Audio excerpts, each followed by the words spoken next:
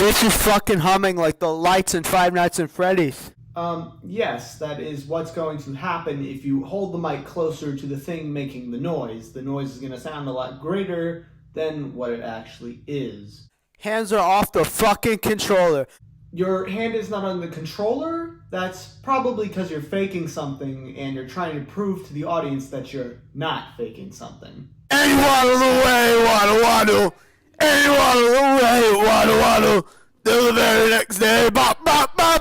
Waddling? What waddling is it doing? It just randomly stopped and you kind of just concluded that the locomotive just doesn't work because you've had it for a few seconds?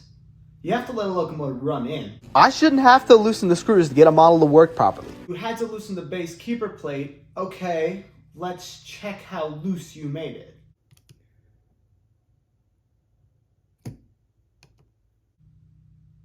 It's not even that loose. It's not like it's a big deal.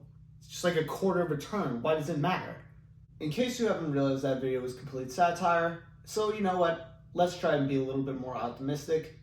And hopefully this video will make you more optimistic in starting N-scale Steam.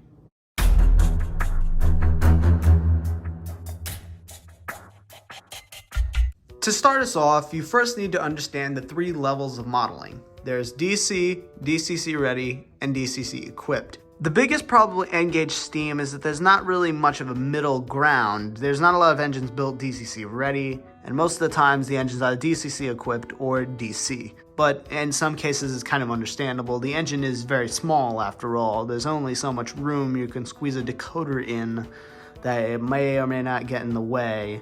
So obviously I can understand why DCC ready is very hard to fiddle with. If you're trying to model more of the later 1960s era Steam, then I perhaps would suggest going with DCC equipped.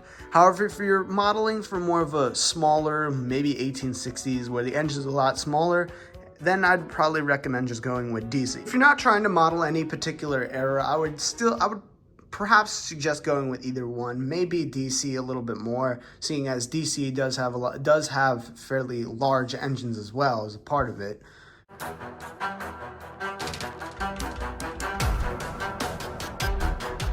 Now I know what you're all thinking. Does the engines being smaller make it even more fiddly to maintenance? And to that I say no. In fact, I'd say it's almost easier in a way.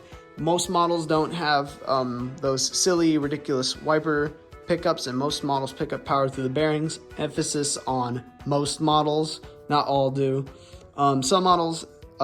Most models don't have that ridiculous amount of wires between the tender and the locomotive. The pickups don't need to be cleaned as often as they did in HO. I had to clean my things every maybe 3 or so months. In N-gauge, I haven't had to clean my things until after maybe 6 weeks, or no, not 6 weeks, 6 months. 6 months within a 6 month period. I don't think I've maintained this engine at all since I've gotten it. I've had this engine since September of 2022, so I haven't maintained this dude at all.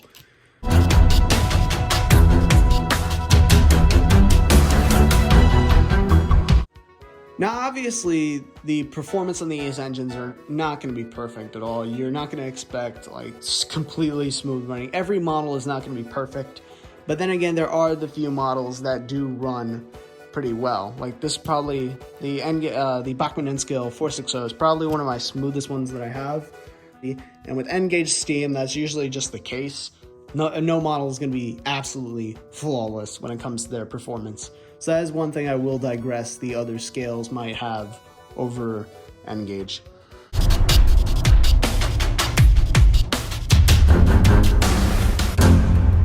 If you're ever looking for N-scale Steam engines, the one place I would suggest checking is trains.com.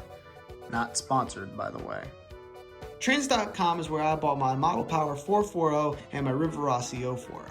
My Rivarossi 040 I paid about $42 something dollars, and then I paid about I believe $109 for the 440.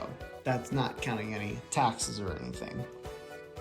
Overall, I like the way I love both of these. They're both pretty good performers. Just try and give some for an example. Yeah, you see right there, it's pretty decent. It was a little noisy. overall, that's pretty good performance from. I get pretty good performances from both. Both of these are pretty good. If you're looking for more sort of newer stuff, I recommend modeltrainstuff.com. That's where I get a lot of my rolling stock from. I believe that's also where I got my 060 train set, because I believe that was one of my. I believe I got the 060 and the 460, both off Model Train Stuff, I believe. But I could be. I think actually, is that right? I think it was Amazon I got that 460. I could be wrong. I'll have to double check. But whatever the case, those are probably the 3 major websites that I probably would recommend going to look for if you're looking for N-scale steam engines. So, yeah, that brings a conclusion to this video, and I hope I've inspired you into becoming more interested in N-scale steam. Thank you all for watching, and goodbye.